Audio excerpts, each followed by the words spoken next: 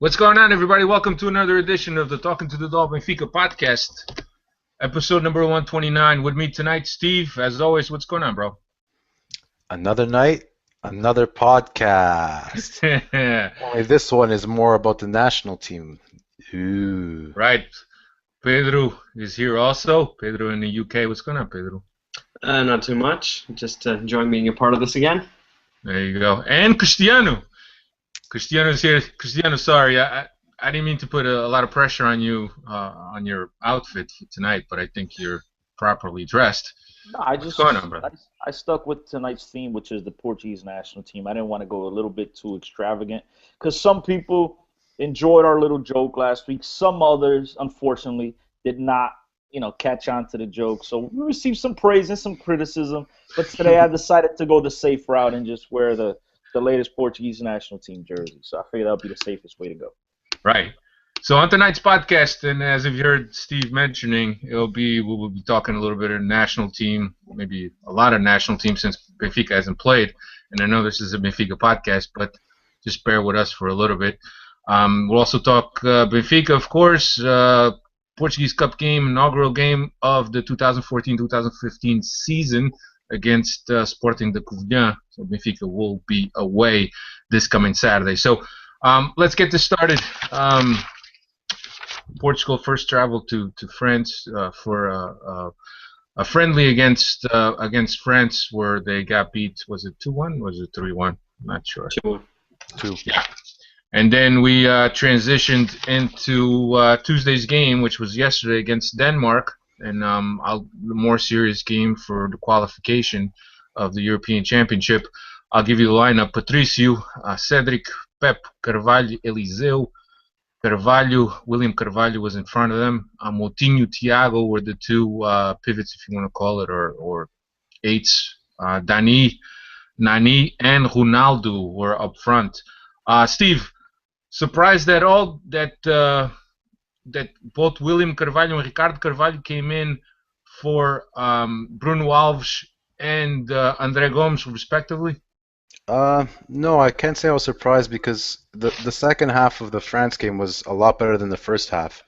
And I think William Carvalho, as much as I know our friend Cristiano doesn't really rate him, I think he did offer a lot of stability that we didn't have so much in the first half against France with Thiago back there.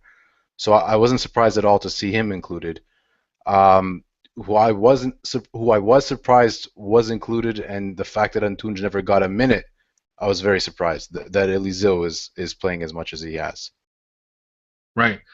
And Cristiano, I know that you defended the fact that André Gomes' moment of form, that he really deserved a chance at a start, and he did get to start against France. He was then pulled out at the half, or a little bit after the half. What do you think it needs to work for André Gomes to fit in that system, or you just think it's a system that only either him, Thiago, or him and Moutinho can cohabit? I think as we speak, the fact of the matter is that this Portugal's national team needs someone to play that holding midfielder role. And right now it's William Carvalho. The guy defensively is perfect, but my criticism of him, like Steve just brought up, is when he has the ball at his feet, I don't think he offers you much. And did notice a couple of turnovers on his part the other day against Denmark. But right now, under current form, I should say, André Gomes should be playing based on his current form. João Moutinho's been non-existent for God knows how long now. I mean, the World Cup, the guy didn't show up. He hasn't showed up in any friendly, any qualifier. The guy, to me, has been non-existent. I still don't understand what the hell he's doing over there in Monaco, because it seems like his level of play has absolutely dropped since he moved over to Monaco. So André Gomes, based on form, needs to play. But unfortunately, right now, you need a holding midfielder. You need two guys that are going to be able to do a little bit of both, and that's going to be Nani right now. Thiago right now, because he's another player that's playing to a very exceptional level at Atletico Madrid, and he's still, for some reason, deciding to stick with João Moutinho. I don't see what he sees in him, but I'm not the head coach. So all in all, a pretty good performance by William Carvalho defensively, and to me, in my mind, still leaves a lot to be desired with the ball on his feet. Yeah, I think that the one argument that you could do for Moutinho is that he works a lot, but so does André Gomes. André Gomes puts in an exceptional amount of work. But the other thing, and Pedro, I'll ask you this, this 4-3-3, which is something that we're kind of seeing for the first time under Fernando Santos tutelage, do you think this is the proper setup for us, considering the personnel that we have available? I think the way we played it, no. That's a short and simple answer. And there's a bit of a debate whether it's a 4-3-3 or a 4-4-2 with a diamond in the middle. Some people are saying that we're playing that way. I'm not entirely sure. I think a lot of the times when we lost the ball, it was a little bit of a 4-3-3, and that worries me because there's a lot of defensive work to be done by the midfield. And if you have the three front players not really tracking back or not really taking a position on the side, we saw this against France with the two fullbacks being isolated repeatedly, 2-against-1 situations. Last night you saw a little bit of that again. It's not clear who it is that's supposed to be offering cover to the fullback. If it's Dani who's supposed to slot back in, if it's Nani who's supposed to be the nominal winger that does that, Ronaldo we know is not going to do this, so it's one of those two has to really fit into that position. And many times when we lost the ball against Denmark and they were, setting up their attacks and they had the ball at their feet, there was this reluctance of the front three to really drop and have these two lines of force. So for me, the system is not really working defensively. It's asking too much of the midfield players. There's a lot of running to be done. And then offensively, I think there's just a lack of creativity in midfield. I think Thiago was doing quite well, but with William Carvalho, as Cristiano was saying, doesn't offer very much going forward. There's a lot of lateral passing. Moutinho is very disciplined tactically, but at the World Cup he was pretty awful in that respect. And he doesn't offer very much, or hasn't offered very much going forward. There's one or two good passes that he made, but apart from that, I didn't really see very much. Dani, I'm not sure if it's the position, if he's not playing, very well at his club. I don't really follow the Russian league, so I really don't know. But he was also, Sorry? You sound like Jorge Jesus. Never mind. Go ahead. Well, yeah, I was dissing the Russian league a little bit, but to be honest, I don't really watch it that much. So I don't know if he's been playing well or not, but I wasn't really impressed by him in any of these two matches. So it's really a lack of creativity going forward, and defensively, I think the shape is really hurting us. Yeah, the one thing that I noticed, Steve, is perhaps a little bit of change of attitude. Do you think that's maybe this is because it's a new thing, or you think that Fernando Santos really has this team thinking differently than what they were? It's a bit early to say. I think we were talking about this before we got on the podcast. Bent was a little bit too stubborn, maybe too young for some of the guys. He was probably hard to get along with.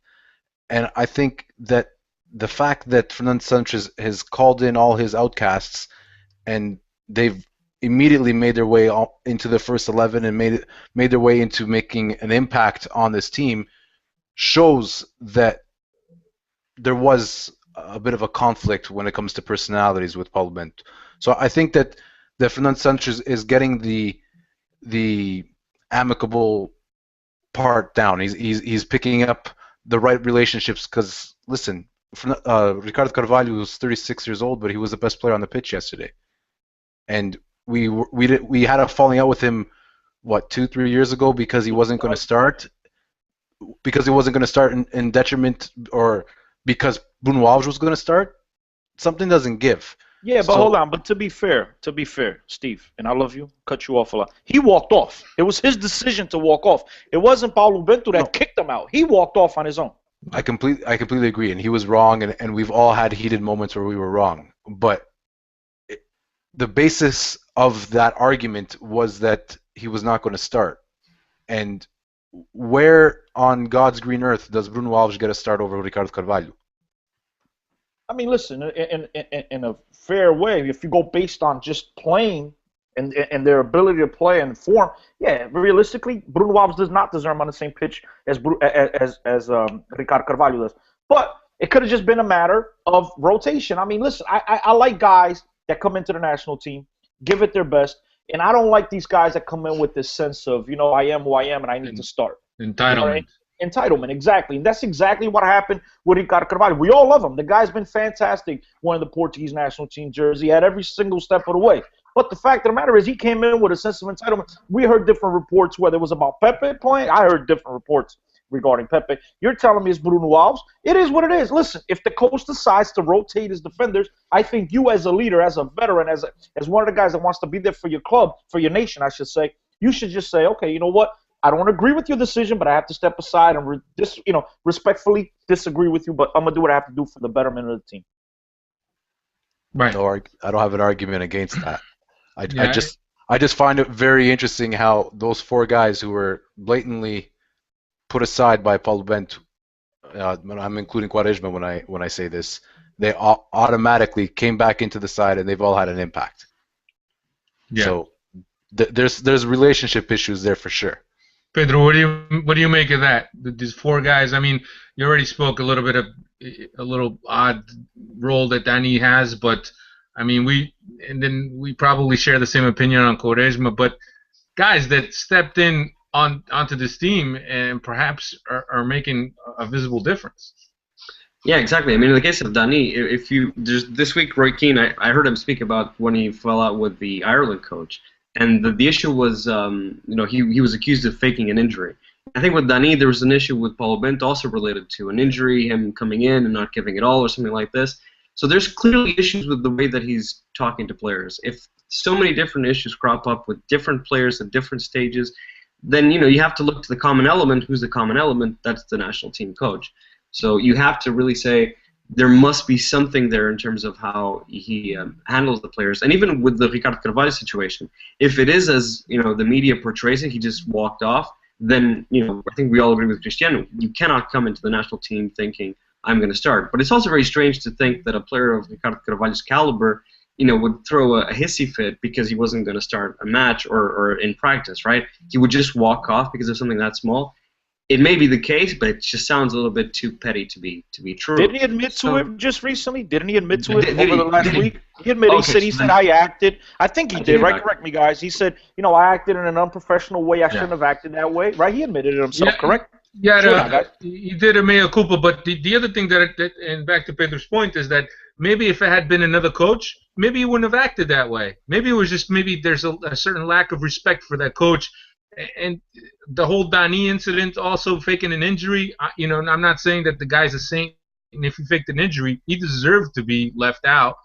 But to what point do you act like that, and throw a tantrum, is related to the respect that you have for the coach?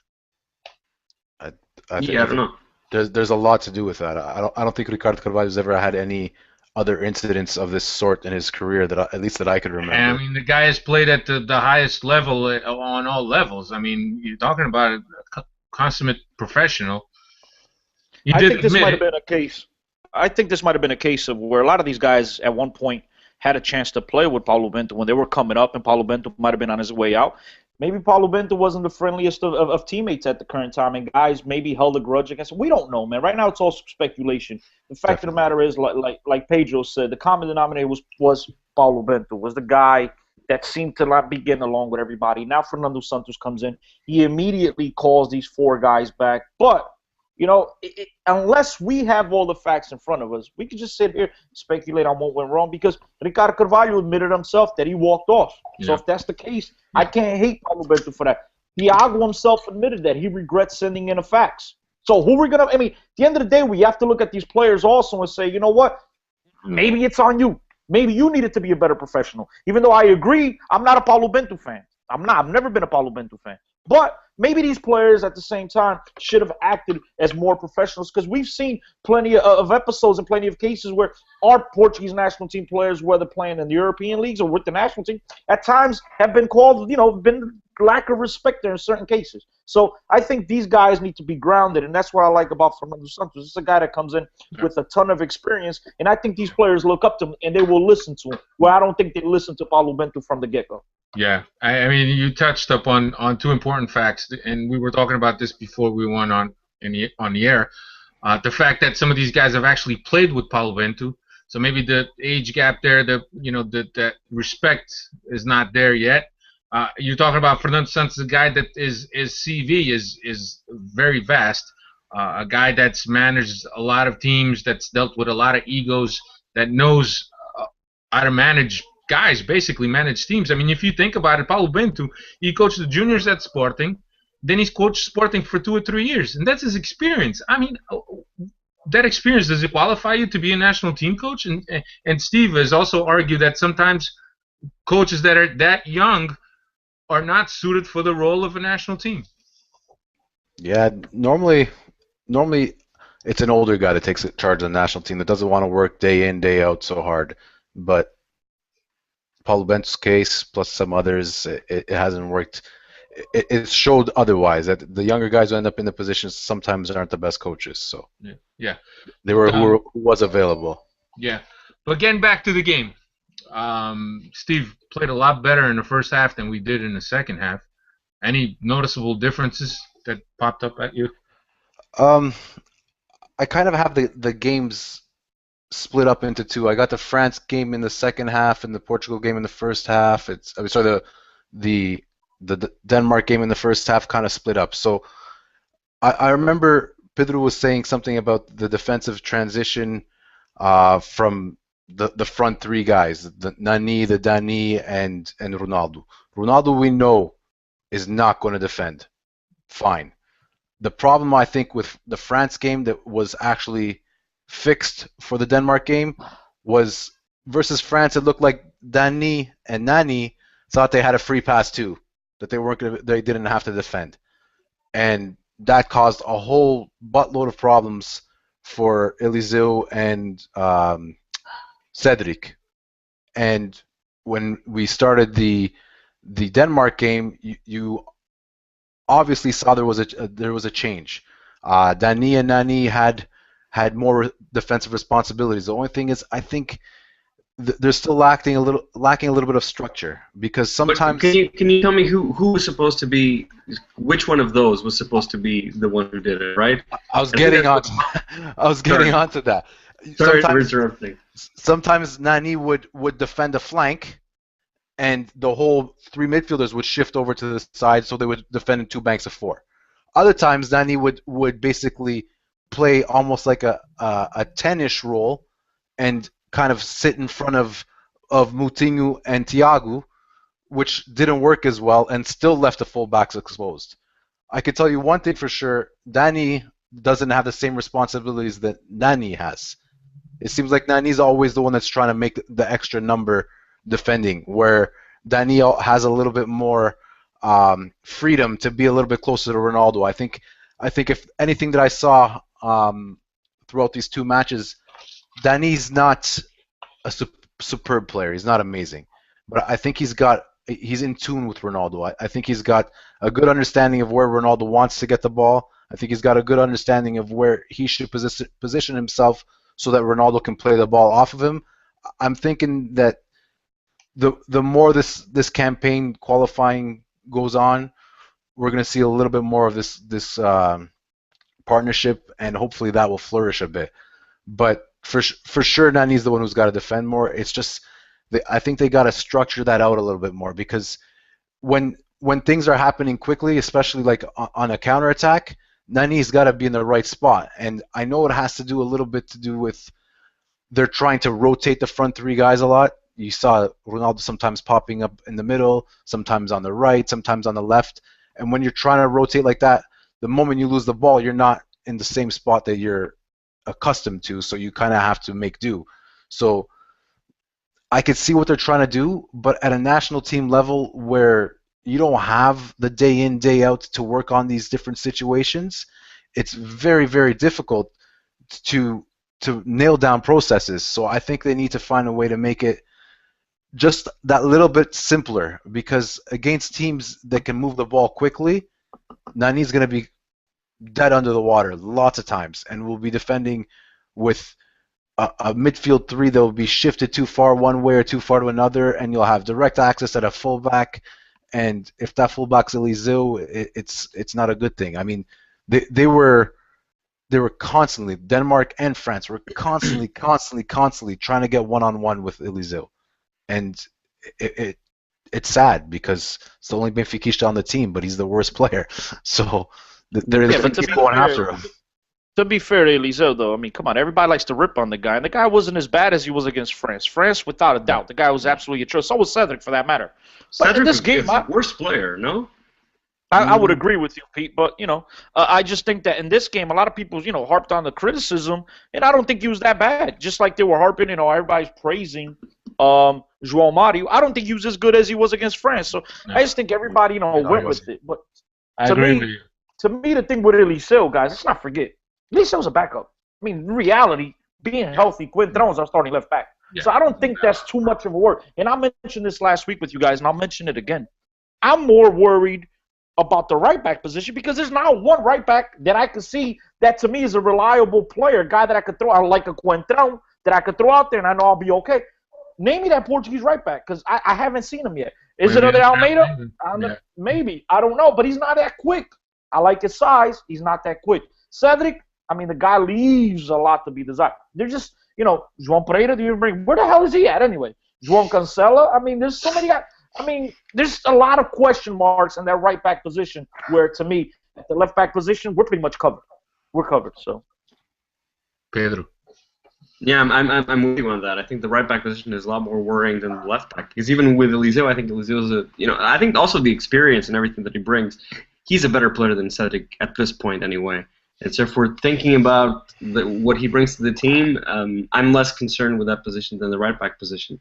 And I think the issue is also these guys are exposed so much. And if you expose any player, even if he's a good player, the amount that these two guys have been exposed over these two matches, you're going to make anyone look like an idiot. Because, 2-against-1 situations all the time, against France with some of the best players in the world, they're going to look like they're, chumps. They don't know how to play the game. So you have to have a little bit of compassion and sympathy for Eliseu and also Cedric because they were just they were hung out to dry. Yeah. Guys, let's not forget. Go ahead. I'm sorry, bro. I'm sorry. I know I'm cutting you off, but this I need to get this out of my mind because Steve brings up a great point, and Eliseu is the only Benfiquista on the team. So of course, as a Benfiquista, I'm proud and I'm happy for that. But let's be realistic about something here once again, guys. This is a player that I've liked Eliseu for quite a while now. Player that's played in La Liga, played at Malaga, whatever. We all know his resume, yeah. But now the guy signs for Benfica, he gets called up to the national team. Why? He wasn't a good player last year? Did this whole garbage with the big three and all the politics and all the garbage you hear behind the scene. Like at times it makes me really wonder, is this crap really going on? Because the guy's 30 years old and he finally gets a call up to the national. Why? Because he's playing for Benfica? What, he was a terrible player last year at Malaga? He was just as fat everywhere he's been. I mean, I don't see the difference. And now he puts on a Benfica shirt and he gets called up to the national team. Same thing with Ruben Michaels and the other clowns that are on the national team, Lika, and the other dude, the little dude that played last year, number 8 at Porto. All these clowns, they play throughout Porto. Nobody ever hears. Exactly. These guys suck. All of a sudden, they put on a Porto shirt. 2 weeks later, they started for the national team. Really? Like, wow, you become that much better of a player overnight. Must be something in the water. I don't know. So that's just something I wanted to get out. I've wanted to get out because Eliseu said, my two dreams: play for Benfica, play for the national team, and I've finally been able to accomplish both. Like, I mean, it just leaves a lot of questions. Yeah, I want to get that out there. No, I think that's a great shout actually, and you make a lot of sense when you say that. Sometimes playing for the clubs and outside influences have a lot to do with it. One would like to think that there's no outside pressure on the coach to select this guy or that guy based on where he plays or based on what guy represents him. But the other thing, too, is that we can't forget maybe Silvio is maybe 1 month to a month and a half away from coming back to training. So he could be a good alternative to both the right and the left. Mm-hmm. Too early, man. You got to give the guy at least another year to get his game back. Another year? Without a doubt. I mean, this guy's coming up from age. It's not a knee injury. Oh, it was a broken leg? I thought it was a knee. No, it's a broken leg. I think it was previously a knee and now a broken leg. The guy's got some very terrible luck. Yeah, it's so. I mean, I think on the left we don't have anything to worry about. Once Coentrão makes it back, I think we're going to be set there. I think Antunes, to be honest with you, I would have loved to have seen Antunes get the start. I think that he seems a little bit more consistent. Perhaps he doesn't offer the same weapons that Eliseu has with that outside shot, which seems to be his strongest weapon. But I think that Antunes would fare pretty well. But just a quick thing, Cristiano, Nani, you're a zero à esquerda. Quaresma comes in for him. does Nani lose his spot to Quaresma in the next couple games? Nani, Quaresma, you could throw them all in the same freaking, the clothes washer and just wash them, spin them around because these are two players that have all the talent to be at the elite level of wingers throughout Europe. The guys have everything that it takes to be that type of player. But somehow there's something missing in their brain, man. There's both players. Because you see both of them with flashes at times that you're like, wow, why can't these guys do this crap on a regular basis? And right now, Nani is just a player to me that looks like a shell of himself. A guy that Sporting has picked up his level. Sporting's playing a little bit better, thanks to him because he's actually performed a little bit, but at the national team level. Yeah, I know. Yeah, you give some, you take some. Right now at the national team level, I mean, when you, it's like you playing with your boys at the park. If you're playing with scrubs and you know how to play, it's going to look like you're a much better player. You're a world-class player. But I don't know. I still have yet to see anything from Nani this year that has yet to impress me. Just for all you guys listening at home, he's the one that called Sporting scrubs, guys. It wasn't me. I know I'm always the negative one, right? This time it wasn't me, okay?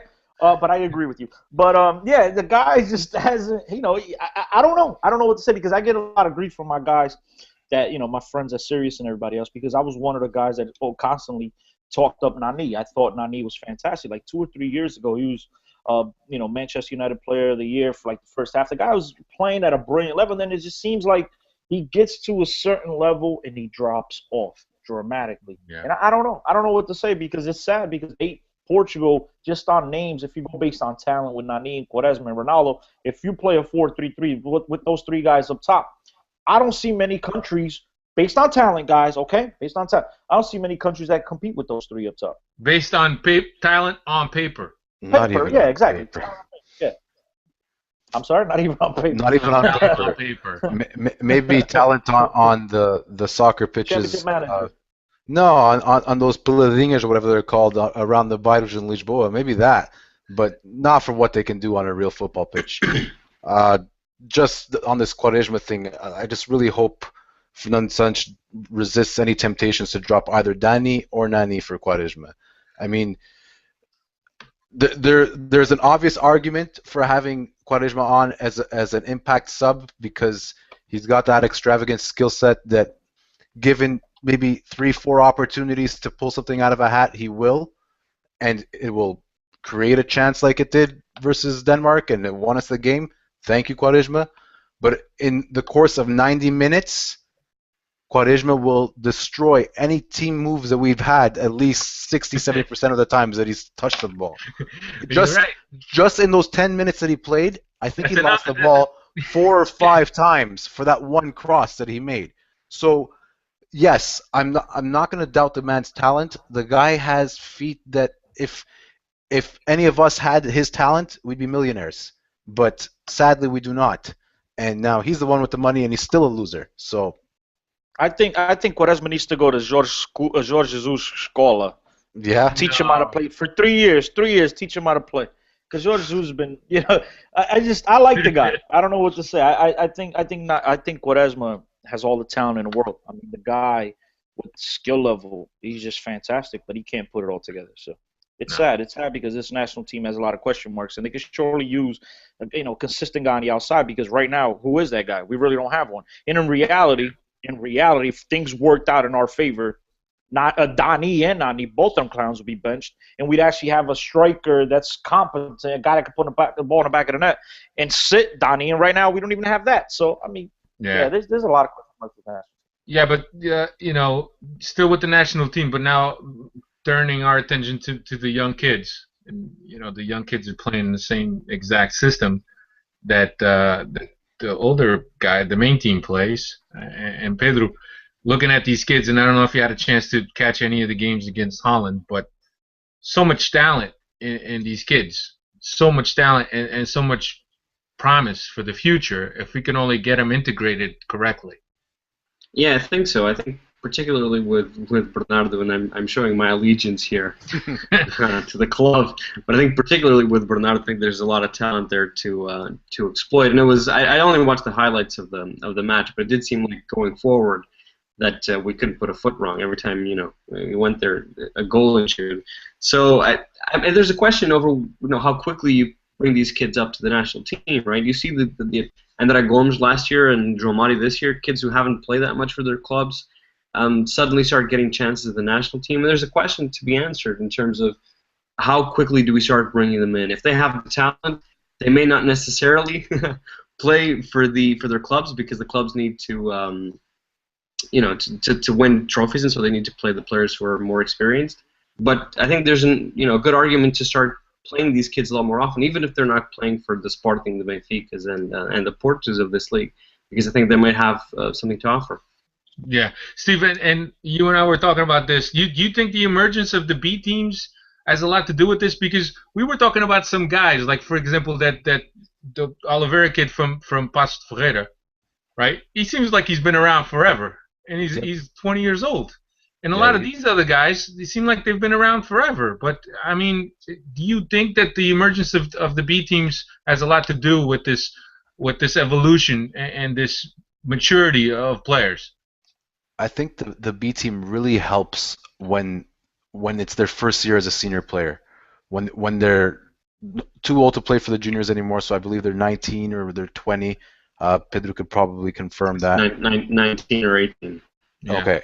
When they're too old for that stage, but they're probably a little bit too raw to play in the first league, or even maybe a little bit too raw to play in a second division team that wants to be promoted. I think the B team's got a very, very good platform for these types of kids. What I would like to say though is, after that 1 or 2 years to develop, the B team is no longer the right stage for them, and I think that's one of the reasons why Bernardo has moved on, and it sadly isn't to the first squad, but it is to a team in the first division. I think Tozé at Estoril is another one. I think the man you mentioned, Sergio Oliveira, who's basically been in the first division for the past 2 or 3 years, whether it's with Beira-Mar or Paços, it shows that the B team is there for that first step, but the next step has to be taken elsewhere, I think.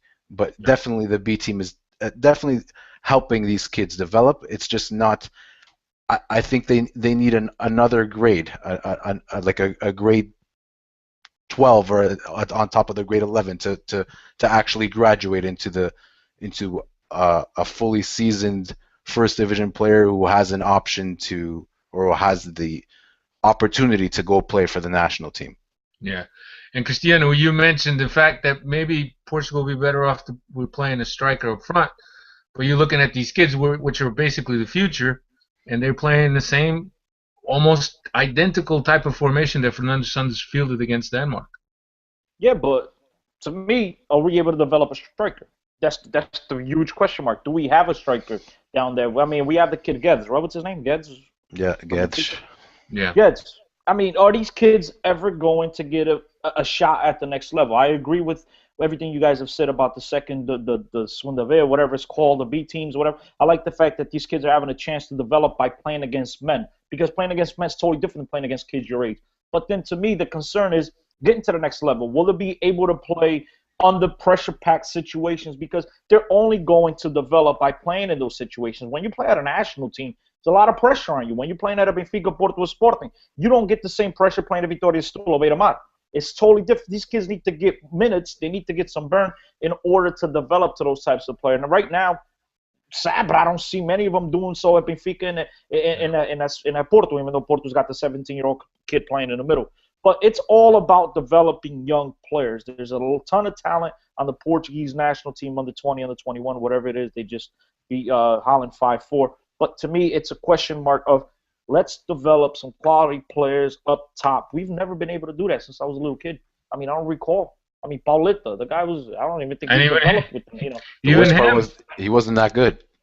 Yeah, Nuno Gomes. I mean, nothing. João Pinto, he wasn't a true 9. I mean, now Eder's playing. Eder's freaking terrible. Terrible. I mean, the guy's played forever. He hasn't scored a goal. I think myself with a gut, I still go out there and I might score a goal once, by mistake or something. The guy does absolutely nothing inside the box. I mean, he came in the other day, he had a nice pass, brought it back, and everybody, the commentating, and everybody on Twitter went crazy. That's what he could do. Yeah, once every 15 games. Wow, fantastic. Really nice. And I'm still laughing every time I think about the one memory that people have about Portugal's number 9 striker at the World Cup was the fact that he came behind midfield, stripped Bradley in order for a turnover. That's a fantastic job by your striker. That's just, tremendous job.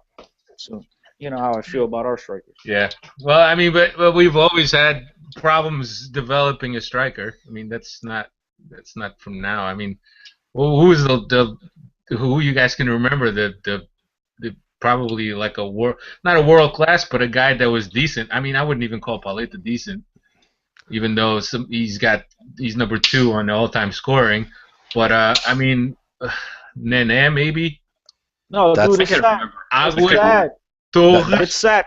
I'm gonna drop a name. You're being very, very club biased. The last one is Fernando Gomes. Fernando Gomes. Okay, Fernando Gomes. Votador. And he sucked. He sucked at the national team level. You got the Votador at Sport because all he did was cherry pick on La Mama. That was it. Porto. My bad. Yeah, I meant Porto. My bad. Of course, I could forget that. Yeah, he played at Porto, and all he did was andava ali a mama, and he stuck the ball in the back of the net. I mean, we really haven't had much. I mean, let's go. Elder Pustiga. He's been. I know we don't like him, but as far as a soccer player, a strike guy that can play with the ball at his feet, he's probably been the better one we've had in the recent history, guys. Let's just be Nuno Gomes. Is it really him? I mean, there's not much. Not much. Yeah, wow, everybody's quiet. Yeah, no. You're absolutely right. The quietness is a sign. I don't have an argument for you. Sign of agreement. So, but we'll see what happens. I actually have a very good outlook on this generation, man. I mean, you got kids in there like Ruben Vezo, Thiago Llori. You run down the list, man, and Ronnie Lopes, Bernardo. João Mario. João Mario should have been playing with these kids, by the way, because he's their age. João Mario, André Gomes, and William Carvalho are all the same age. They could be the starting midfield for that team. Yeah. But you notice something you mentioned. Every single one of those guys you mentioned, with the exception of João Mario, they're all playing overseas. They're all playing outside of Portugal, man. None of them are getting a chance with the big teams in Portugal, unfortunately. Yeah. And I mean, that's a huge question mark. But then again, we watch the interview with Jorge Jesus, and he said, guys are Chinese, Australiano, whatever it is. I'm developing players. So as a Benfiquista, I can't really get mad at him because he's in the business of winning titles for Benfica, not developing players for the national team. He's not a national team coach. So it's kind of a give and take. You know what I mean? It's tough. Maybe that's what it takes. I mean, would you take playing for Deportivo over playing for Vitória de Setúbal? I mean, is that even a serious question? I mean, without a doubt. I mean, you're playing in La Liga. You're probably. I mean, the one thing that's for sure is that every 15 days, Deportivo, even so, Deportivo, they're struggling in the financial world. But you're probably most likely going to get a check. Where Vitória de Setúbal is not guaranteed every 15 days. So for that reason alone, you go overseas. I think you might actually, just using those two clubs is a bad comparison, because I think Setúbal's actually pretty good at paying their players, and Deportivo's had a few issues. But I hear your point. Yeah, but so that's, I mean, we'll see what happens. I think this national team still needs a little tweaking. Like I said, the encouraging thing is that you got kids that could step in, and hopefully with a few games under the belt can become a household name like they are now, but at a national team level. So we'll see. But I just think that Fernando Santos needs to tweak things a little bit, maybe get some adjustments, some guys that need to get their heads straight. I don't know. Anything else that you guys wanted to add for the national team before we move on? I think we spent enough time already. Yeah, where's that Polish kid that Steve said he's tearing up Poland, the striker? Oh, that wasn't me. Who was that? That was me. I don't know. That was me. Oh, that was the best. He's the best striker in Poland. He's the #1 striker in Poland. I don't know how he's doing this year. I haven't checked him out. I already forgot his name. I forgot his name too. I don't know. Pedro, you're out in London. Anybody we can naturalize? We can make him a chop overnight. Anybody out there? The English are struggling to form their own players, so. Yeah, and I don't think that there'll be any naturalizations under Fernando Santos. To be honest with you, from the comments that I've read from No, I don't think so. I don't think so. Not at all. yeah. But I think this new kid, the Dominguez son, you know, the kid is called what? Gonzalo Paciencia? Gonzalo Or something? Paciencia, yeah. Yeah, so they're talking about him as being, you know, the next number 9 for the national team. I don't know much about him, but they're touting him as the next big thing. So maybe that we have a number 9 in the works for the future. Hopefully he'll end up a lot better than Nelson Oliveira. Exactly. That's who we thought it was going to be the next guy. Yeah. He's on a long list. Orlando Sa before them, they all just slowly disappear into the dust. So let's see what happens. Yeah, Vaste, Ricardo Vaste is doing his thing in England. Yeah. If doing his thing is being mediocre. We're reaching here, man. I mean, listen, getting back to your point, though, Fumasa, you said no more naturalizations under Fernando Santos. So, I mean, don't bring up Lima, please. Nanis Caverdiano, what's he doing on the team? Same thing with Pepe. He's not Portuguese. Hey, Ronnie Lopes is Brazilian. I mean, so what do you do with all these guys? No, you make a separate national team? No. You won't be naturalizing anybody from the ones that are already there. No more new naturalizations. That's what he meant. Yeah, but it is a bit arbitrary. He has a point. Cristiano has a point. I mean, right. If you allow people to come in and now all of a sudden you say, no, we don't want it anymore, yeah, because we have so many players to choose from, right? So it is a little bit strange that you just decide not to do it anymore. I think Pep right now is probably the only exception. All the other guys have played for the Portuguese youth teams growing up. Yeah. See, I don't have a problem with it, man. It's not against the rules. Every other national team does it. France won a World Cup in 1998 with like majority of the guys from Algeria. So I don't have a problem with that at all. I mean, if it's good for the geese, it's good for the goose, or vice versa. You know the saying. I don't know, whatever the proper way to say it. But I think I don't have a problem with it at all. I mean, listen, if any young stud wants to become Portuguese, go for it. Right now, you see it on the Spanish national team. You see half of Germany's Polish and Turkish. They're not even Germans. I mean, you can make a question mark for, with the exception of Brazil, that could form 53 different national teams that will all qualify to the World Cup. Everybody else has players that are from the outside. Yeah. Pedro, what do you think? No, I agree entirely with that. I mean, I think it's if you feel that you belong to the country and you want to play for the country and, you know, you have the citizenship, then as far as I'm concerned, you should be part of the team. It's only when there's somebody who, you know, I really want to play for Brazil, but I wasn't good enough, and so let me play for Portugal. That like I have Deku. You mean Pepe and Deku? I think Pep is different. Pep is a different. Yeah, I think it's a little bit different, but I think these players eventually would have played for Brazil. You know, I agree. So it's not really. It's those players that really couldn't make it to the Brazil's level and then end up playing for other teams that I wouldn't be happy with. But I think especially with the Brazilian players in Portugal, I think they feel relatively at home, right? Yeah. If you go to Croatia or Serbia as a Brazilian guy, I mean, I can imagine Eduardo, or, you know. Eduardo, exactly. That played in Croatia. Yeah. And Poland, that African kid, the black kid up front. Everybody's blonde hair and blue eyes and a black guy up front. So I'm sure it must be hard. Like yeah, it must be hard fitting in a country like that. But if you're Brazilian in Portugal, I mean, what's there to fit in? I mean, half the country's already Brazilian if you walk around Lisbon. So you speak the language. Exactly. Yeah. So it's not hard to fit into the, and so I don't have a problem with that. As long as the player feels that they belong and they want to play for the national team and they qualify, I'm entirely in favor of them coming in. Right. Okay. Turning our attention now to Benfica. Suleimani is back to full training. I'm happy about that. We'll see how that goes. Also, Benfica, yesterday they played Iran at the Caixa Futebol Camp on a scrimmage, and according to Record or whoever the media was there, Artur lined up in goal. Lisandro Lopes was at right back in favor of Almeida, which was also present. Luizão, Cesar, and Benito were across the back. Cristante defensive midfield, Pizzi in front of him, Salvio, Bebe on the wings, Derlei and Jonas played up front. Benfica lost 1-0, but this could, I mean, plus one or two guys that are coming back from the national team, and I'm thinking probably specifically of Ola John. Steve, this may very well be a preview for Covilhã, which we play against in the inaugural game of the Portuguese Cup this Saturday, 2:45 local. I mean, probably not. I probably won't see Lisandro Lopez at right back, but it's very curious to see that JJ experimented with him at right back. Uh, I would agree with that. I think it's just giving both him, Cesar, minutes to stay fresh, but still making sure that Luizão is in somewhat game form. I don't think that Lisandro, by any stretch of the imagination, is going to play much at right back. I could be wrong, but I don't think so. I think it was more about just keeping game time rhythms up and making sure they don't get rusty. But the other guys that you mentioned, I could very well see a lot of them starting. Yeah, Cristante,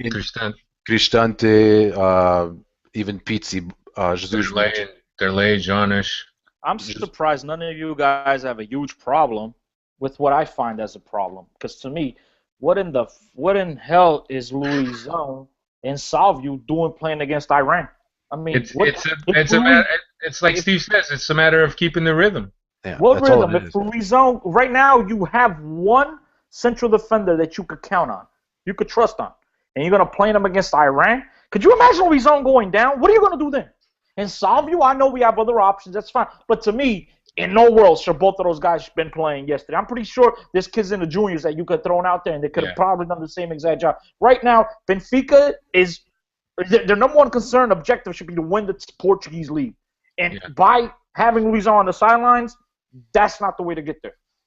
Yeah, no, I agree with you, and I'm not quite sure of how much each guy played, but I think that a lot of the B team kids played the second half, so I don't know how much time the other guys played, but I'm with you, Cristiano. The fact that Luizão really seems to be the only one staple in our defense, the center defense. Steve. No argument, except for that you can get hurt in training. I mean, if you have to get hurt, you understand that. But you understand. I get what you're saying, but if it means keeping Luizão in working order, let's say, in his top form, means giving him game time, because even at a scrimmage, it's different than training, and it keeps your mind fresher. It keeps you more on your toes. There's a little bit extra bit of aggression that you need for a game. All of that is there. And Steven, I know what you're saying. You're scared of losing him. Luizão is 33 years old. He's been a professional for 15 years. It's not a game in his 15th year against Iran in a closed circuit at Estádio da Caixa, não sei o que, mais nada, whatever it's called. That's going to keep this guy's rhythm up. I'm sorry. I strongly disagree. Because if he gets hurt in training, you can live with it. He got hurt in training. There's nothing you can do about that. But this is like training, Cristiano. It's the same thing. Get the guy a ball, let him kick it against the wall. Think by himself. Train on your own. I'm sorry. Listen, right now we're all sitting here laughing because thankfully he got through the game 100% and there's no injury concerns. Had he gotten injured yesterday, Steve, I'm sorry. I think your tune will be 1,000% different than what it is right now. Yeah, absolutely. I agree. I don't know if it would have been. I agree. I mean, but there's a risk. I mean, the guy could be playing his tambor at home, playing his samba, and get up and twist his ankle, and all of a sudden he's injury. I mean, you never know. Well, you could be in his bed when all the magic goes down and stuff happens. But that stuff you understand. It's an act of God. But now, him playing against Iran, guys, think about that. What the hell does this game count for? Absolutely nothing. Lisandro goes down, you understand. You're trying to give the kid minutes. You're trying to get him rhythm. You're trying to see what the kid could give you. Cesar goes down, same thing. Cristante, Unito, everybody. You understand? But Luizão and Salvio, what could you possibly need to see from Luizão and Salvio in that game yesterday that you already did not know going into that game yesterday? Go ahead, answer me. He could have played Vitória. You're right. You're absolutely right. That guy's in Canada, dude. He's watching Maple Leafs hockey, bro. Leave him alone. I don't know what's going on, but Steven Vitória seems to be getting a shout every single week on this podcast. He's hanging out with Joe Pereira. You telling me that guy doesn't have a spot on that terrible Canadian national team that played against Colombia yesterday? You're asking the wrong guy if you're trying to But I speak to think me he about the renounced. Canadian national team. Didn't he renounce the Canadian team? Yes, he's played for the Portuguese national team. Well, Oh, I didn't even know. The But youth is it squad, already too yeah. late? Yeah, but that doesn't count. That doesn't count. He can still play for Canada. He's played in a Yeah, FIFA because it's competition not at for a Portugal. senior. Yeah.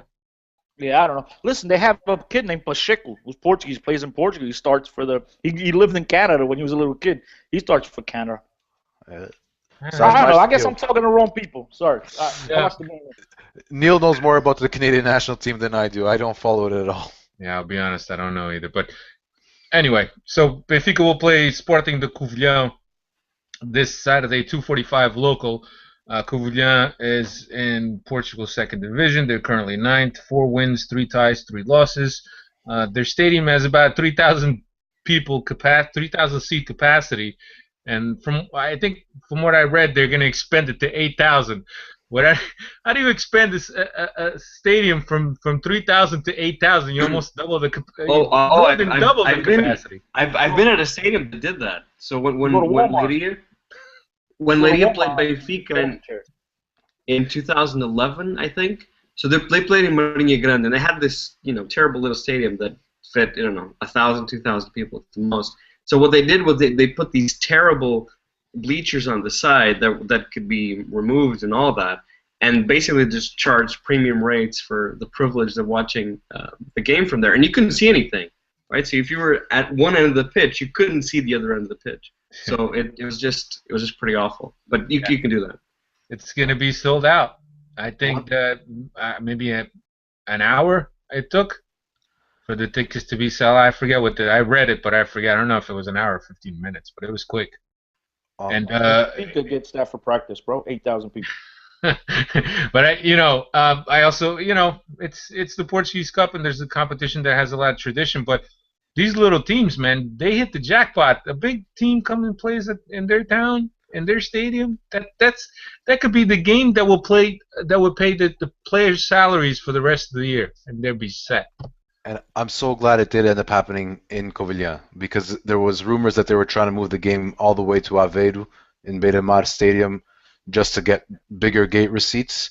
But that, to me, takes away all the magic of You're right. Like the way the English like to call the FA Cup and the magic of the cup. I think that takes away from it.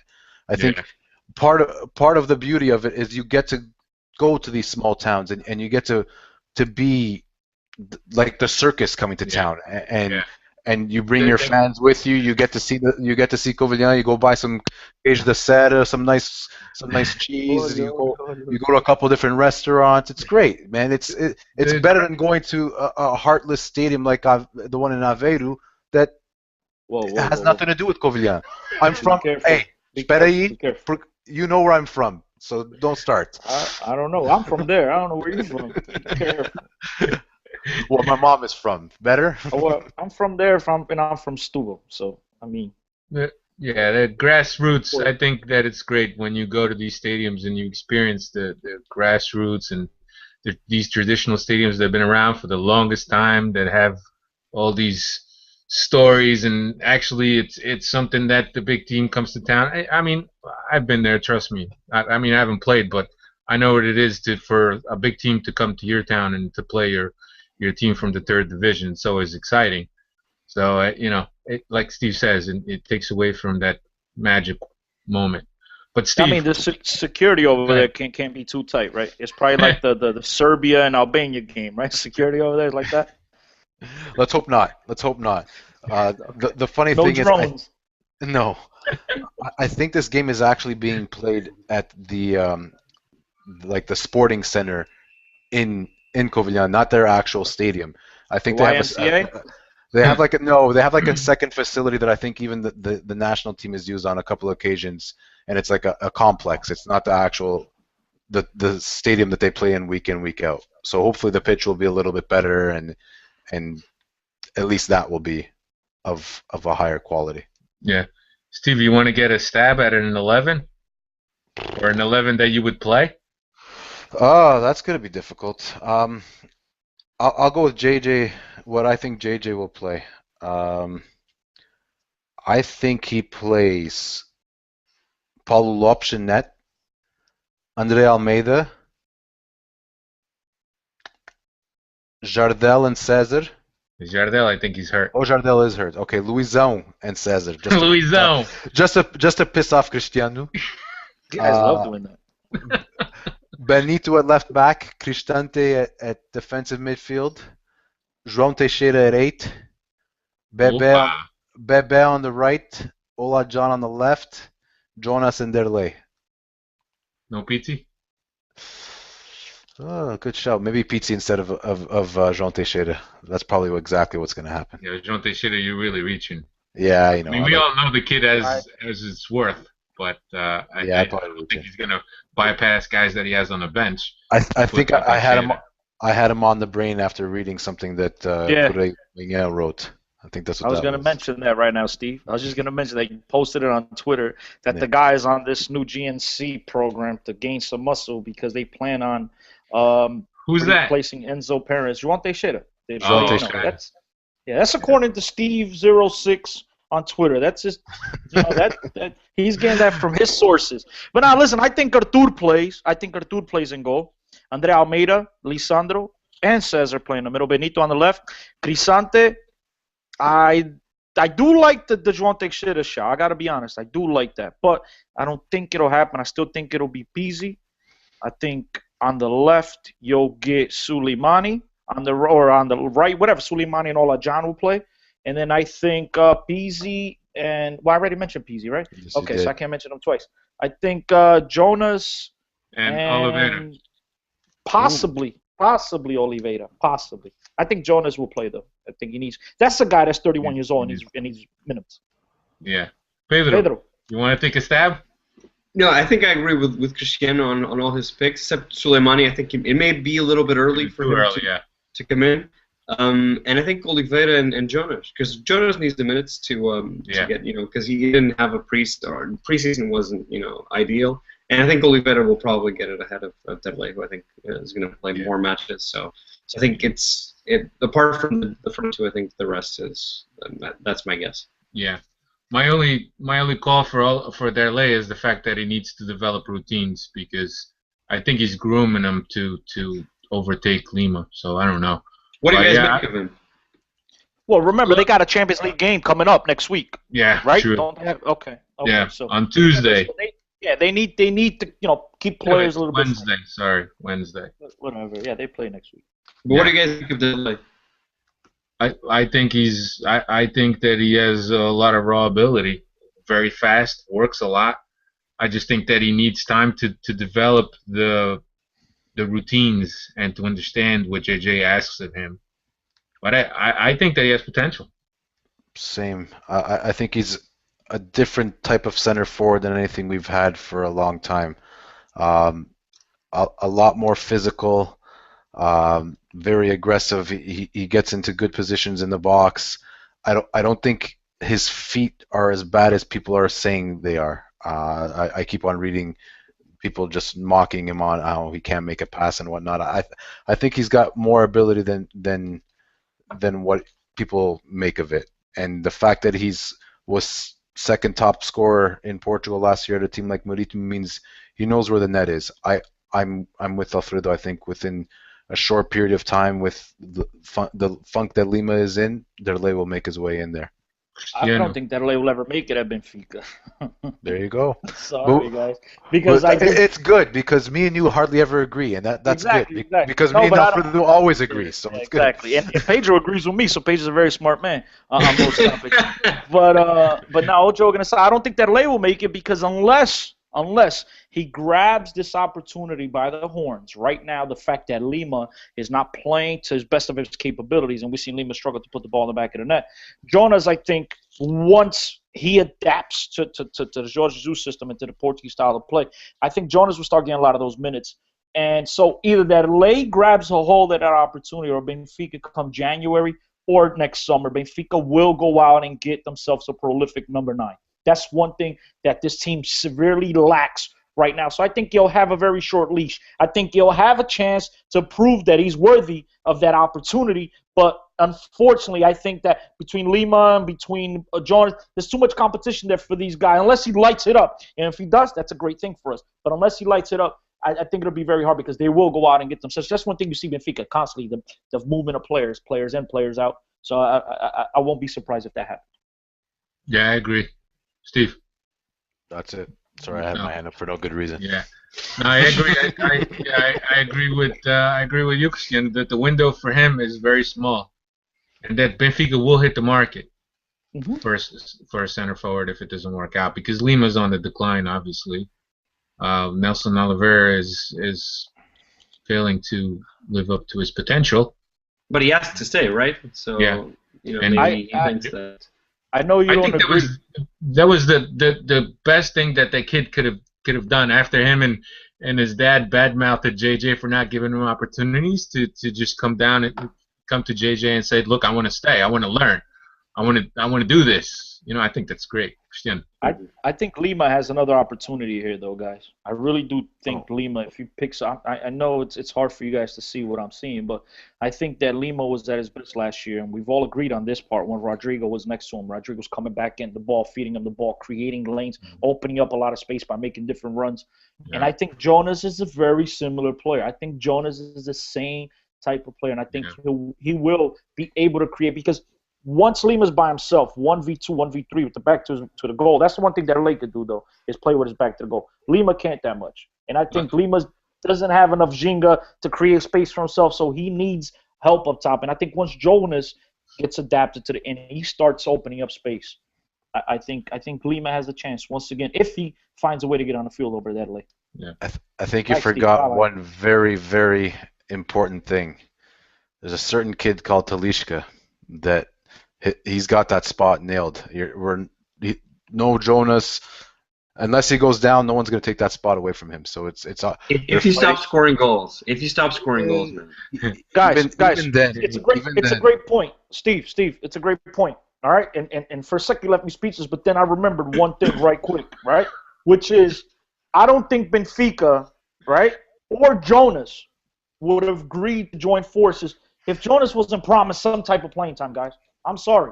Jonas could have had other options. I don't think he's going to come over to say, you know what, and I'm not saying it's going to be over Talisca. I'm not saying it's Gaetan. I'm not saying it's Lima. I'm not saying it's Salve. I don't know who it is, but I'm pretty sure that if Jonas plays up to his capabilities, Jonas will play. I don't think you got – I don't know. To me, I just don't think you guys see the same thing I see in Jonas. I think the guy is a very good player. I think he's a knucklehead, but a very good player. Plus, Talisca can play six different positions in midfield. But wait, he reminds JJ of Rivaldo. And as soon as he saw him, he told Benfica, we need to get this kid. This is the next Rivaldo right here. The reporter wrote it, and he goes, he stole my thunder. That's exactly what I was thinking. He said he could only play 5 different positions under me. Let's get that clear. Under Jorge Jesus. So maybe Jorge Jesus creates a position for Talisca and Jonas to play together. We don't know. Maybe they play with 12 guys. Well, I don't know. Maybe. But I think Jonas will play. I don't think Jonas came over here to sit the bench, guys. Yeah, I don't think so. Just 2 reference points on better players than Jonas that have sat the bench with JJ around. Two certain Argentines, Saviola and Aymar. Yeah, but Aymar even then, Jesus didn't find the time for him. So I don't think, knowing the way Jesus is, especially after watching this interview that we've all watched, there is no guarantees for playing time for anybody unless you're over 6 foot tall. And I don't know if Jonas is there. I don't think Saviola at the senior level has ever been as good as Jonas is. Yeah, at the youth level. Okay, listen, you guys will see. You guys will see. I mean, I've seen. Yeah, I've never been. Saviola, he's a good player when he was playing at the youth. When he gets, like we mentioned before, with the B teams, it's a totally different game, guys. And trust me, it happened to me. It took me a little bit to adapt. Not at that level, but it took me a little bit to adapt. I was a very young kid, and I started playing with men. And all of a sudden, shit wasn't as easy to me as it was prior, the week before. And it takes a while to adapt. And I think Saviola was fantastic at that level. But with the men, he played at Real Madrid, he played at Barcelona. He got some minutes. Yeah, he really shined at Benfica, but that was the Portuguese league. Everywhere else he's been, he hasn't been the same player. So I'm not a big fan of Saviola. Yes, it was a dream to have Saviola play because when you saw that Argentina play, the Alessandro, Pablito Aymar, the whole squad, you're like, never in my wildest dreams would I think that these guys would ever play at Benfica. And they did. So that was a dream come true. But realistically, Saviola at the senior level has not been the same player he was with the under-20s, whatever it was, when he was Mr. Universe. That's just, and I think Jonas has proved it at Valencia when he was arguably the best player for a couple seasons over there. Pedro, what do you think about Jonas? I think I agree with you that I think he has a lot to offer. I think with Talisca, I like this guy, man. I take Steve's point that Talisca has a place nailed on in the team right now, but I think it's only while he's scoring goals for fun. And if you take out the goals from his game, I don't really see what he brings. So if he stops scoring goals, I think Jonas might well take his place in the team. I don't agree with you that he's better than Saviola. So I think Saviola is a great player, but I think he does have a lot. I think he has a lot to offer this team, definitely. And I think if we start seeing less of a contribution from Talisca in terms of goals, I'm definitely with you that he starts alongside Lima or Derlei, depending on who's banging. Pedro, he's the next Rivaldo. Even Rivaldo went through both routes. Yeah, no. The thing with Talisca is, what does he bring apart from the goals that he scored? I don't really know. I've seen him play, and I don't really know what is it that he brings to the team. He's not very creative. He has these mazy runs that end up often nowhere. He shoots a lot of free kicks, but apart from that, he has a what we call a hot foot right now. Right? He's scoring goals for fun. Apart from that, yeah, but Pedro, I think the guy Talisca will really have to get down to bum level in order not to play for this Jorge Jesus squad. I think when you're looking at Talisca, you're looking at Benfica's next big meal ticket. Yeah. And I think they're going to do everything they can to play this guy. This guy will always play. I'm with you on that. I think with Jonas, once Jonas does play, I don't think it'll be over Talisca. I mean, I think, because the guy, Benfica's, basically, think about all these interviews, everything. Guys on a Brazil Olympic squad. Everything right now revolves around Talisca at Benfica. You know what I mean? Everything, they advertise, everything. That's a fair point, yeah. Yeah, I just actually, just before we came on, I was watching some kind of a report on ESPN Brazil that was on him, basically. I saw it. Mm-hmm. Where his roots, where he came from, and stuff, and they wound up making $850,000. $850,000. I think it was reais, 850 mil reais from his transfer from Bahia to Benfica. Obviously, this club that formed them gets the forming fee, whatever. But that was a pretty interesting report on ESPN. Steve, how much is that in dollars? Steve, come on. It's come probably, on, Steve.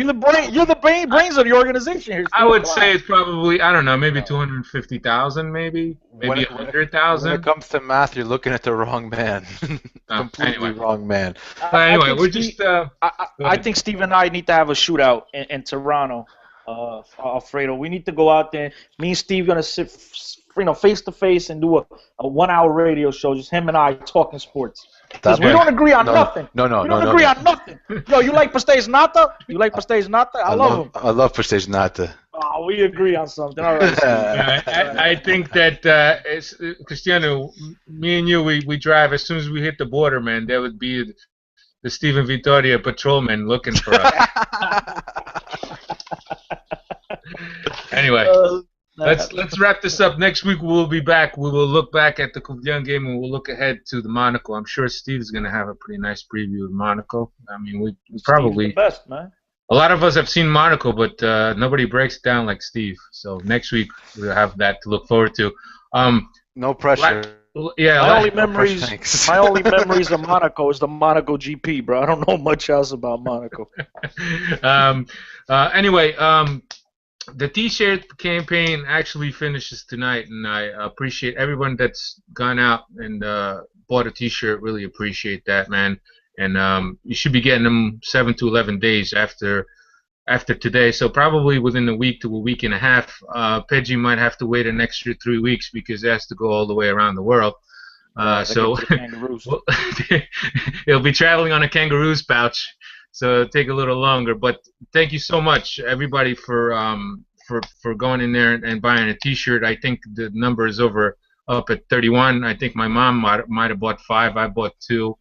Cristiano bought another 5. So it's probably between us 4 over here. We're probably Nah, half. I bought 2, and like I'm a man of my word, like I said on Twitter. One is, of course, for myself, okay, and the other one is for the 1,000 follower on Twitter, on Benfica Podcast Twitter. We'll all sign it. Maybe not you, Steve, because we gotta ship that international and stuff like that, and the cost get a little high. We'll forge your signature. Don't worry about it, Steve. But the 1,000 follower will get a that Benfica T-shirt. Yeah, So. I think I'm up to 550. So Nice. Almost there, guys. 10 followers a week is better than nothing. yeah. Anyway. I think we need to post more kangaroo footage. I think that'll definitely get our numbers spiked up. Yeah, I thought. Also, one last thing on the T-shirts. I don't know if they'll be available after this ends. I mean, from what I read, they'll still be available. So if there's interest, you could still buy one, whatever. But I can't wait to see those things. Is to be wearing mine. So thanks a lot to everybody that's shown their support. Don't forget to check out our friends over at planetbenfica.co.uk. Steve Santos 6 is Steve's Twitter. 10CO10 is Cristiano, and Pedro is also here. And that's about it. Pedro's not on Twitter? I was, but not anymore. Yeah, Pedro has abandoned Twitter. Slacking. Right? Yeah. Anyway, but everything is cool. So thanks a lot for checking us out. We went a little bit too long, too much national team talk for my taste. And that's about it. We'll talk to you again next week. See ya. Peace out, everybody. Bye.